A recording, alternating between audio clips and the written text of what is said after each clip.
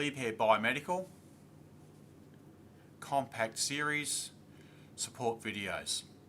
This video is showing you how to change and customize settings on your device. To enter the settings area of the device, you hold down the bell button with the diagonal line through it for 5 seconds.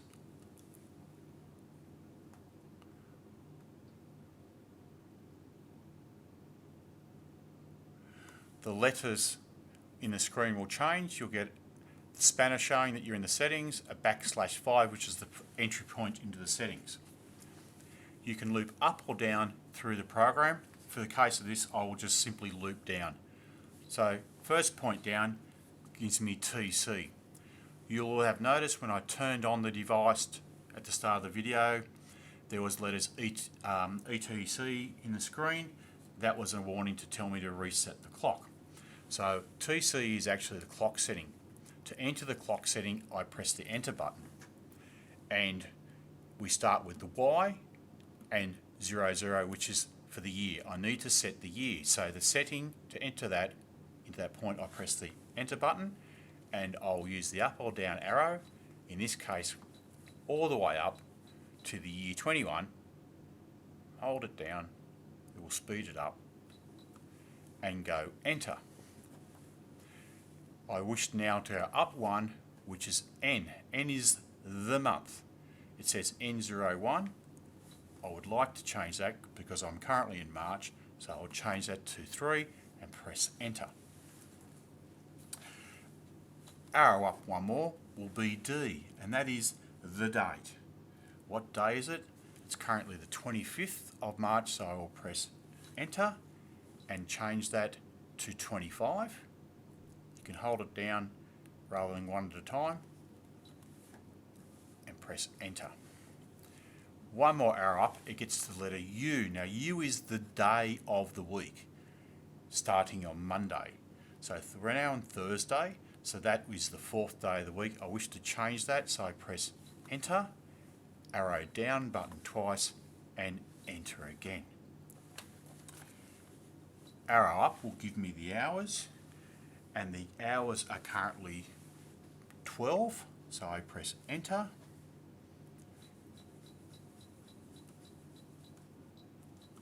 To change it to 12, it's just after midday, and I press enter.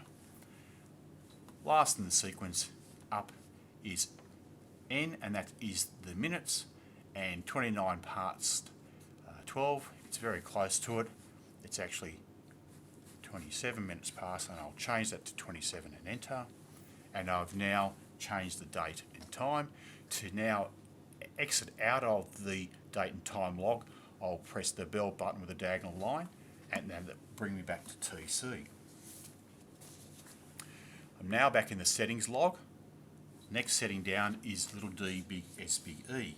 Now that is an automatic conversion between summertime and wintertime for Europe, not for Australia but for Europe, because these devices are made in Europe, in Austria. So I wish to change, ensure that's not on. So I press the setting button, it says 0, and that is actually off. For the first time, when you first turn it on, it will show 1, and you will probably want to change it to 0 and press enter, and that's changed. Next arrow down is RL. Now RL is the minimum temperature recorded in your temperature log. We will cover that in the video for reading and resetting the temperature log. RH, similar, is the maximum temperature recorded in the log. RT is the time duration of the log. One more down will be P1, and P1 is a keypad lock program, which we will cover in a separate video. Next one down is H4. Now H4 is the deactivation of your audible alarm. Now you can actually activate the audible alarm off the device. I would recommend that you don't do that, but you can. If I press enter, it's currently at 0, which is the right setting I would have. If you wanted it on to deactivate the audible alarm, it'd be 1. As per the manual, I do not want to be able to deactivate the audible alarm, so I'll leave it on 0 and press enter. One more arrow down gives me the HO. HO is a setting where you would change the network address for the RS485 interface. That's when you connect the device for a BMS and give information via Modbus protocol into a business management system. We will not be covering this in general settings today. Next down is ASD, and ASD is the reactivation time for the audible alarm. So if I press enter, it's currently set at 5 minutes. So if the alarm goes off and there's a temperature breach or something of that extent, or a power out and the alarms are going nuts, you get a visual and audible alarm. You can stop the audible alarm beeping from pressing this button. If you do that, this is going to be reactivate the alarm after 5 minutes if the alarm is not set. Now, if I wish to change that while I'm in there, I can change it up and down, and I can change it. In this case, I'll change it to 2 minutes and press enter. Next down is ASN. Now, ASN is whether or not you decide to reactivate the audible alarm. So if I press enter, it's currently at 1, and that's set to reactivate the audible alarm. So if someone happens to say the alarm is annoying me, press the button, at some stage determined by the delay on the audible alarm will come back on if the alarm is still present. If I change that to 0, then if I press the button there afterwards the alarm's on, the audible alarm will never reactivate. So I will always recommend you leave that on 1 for this purpose. Press enter. Next position down, 1 is AD, and that is the delay on your temperature alarm. So if I press enter, you'll see this is currently set at 5. At a factory level, the device will be set at this point at 15 minutes, which is very standard. You can bring it down by using your up and down, make it longer, make it shorter. I would recommend not leaving it shorter than 10 minutes. 15 is fine. Anything shorter runs the risk, if someone has the door open for a bit of time taking things in and out, it could activate the temperature alarm inadvertently, so you don't want it too short. I'll leave it at 10 and enter. 1 arrow down is AH. AH is the temperature variance from set point for your high temperature alarm. So it's a variation from set point. If I press the enter button, it'll tell me what that is, and that's 3 degrees. Now, being a pharmacy refrigerator or a laboratory refrigerator, the factory setting is at 5 degrees, which we demonstrated on a different video. That's a 3 degree variance for high, so that's 5 plus 3 degrees makes 8 degrees, so it's 8 degrees at which the alarm point will activate. You can change that up and down if you so wish. Once you have it the temperature setting you want, you would enter, but for vaccine, pharmacies, storage, you would not change that from factory settings. Arrow down 1 is AL, and AL again is like AH. It is a variation from set point.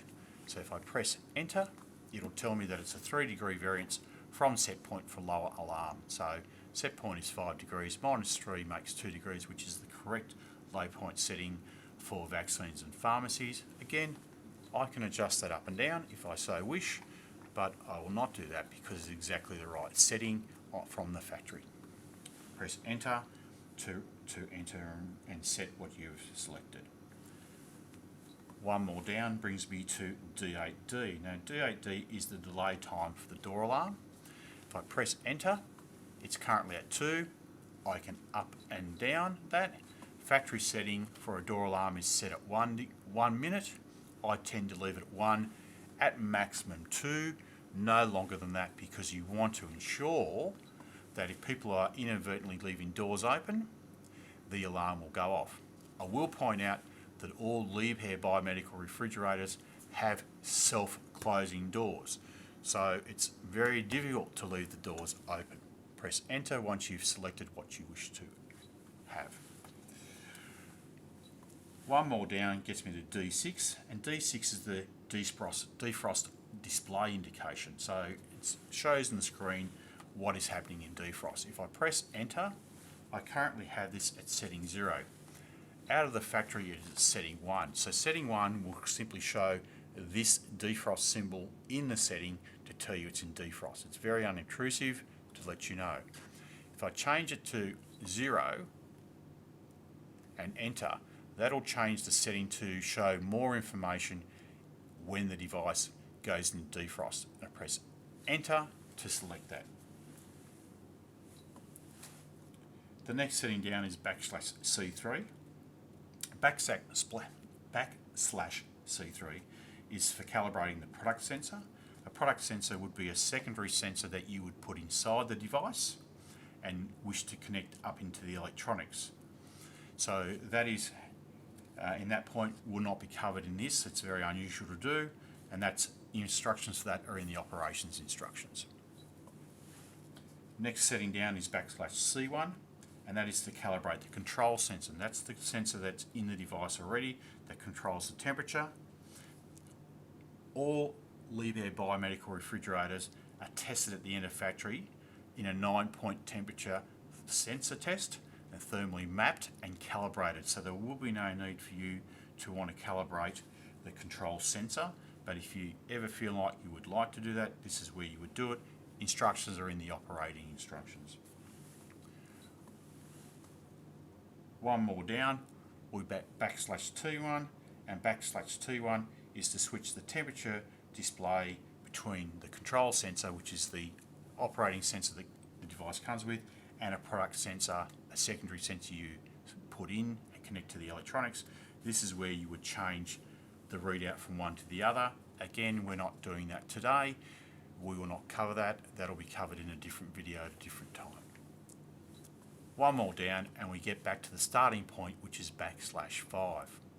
Now to exit the settings and also to ensure that whatever settings you changed are retained in the electronics, you must hold down the bell button with the diagonal line for 5 seconds. You'll see the letters PRO come into the electronics for programming, and we're now back at the current operating temperature. And that is how you adjust the main settings in the compact electronic controller.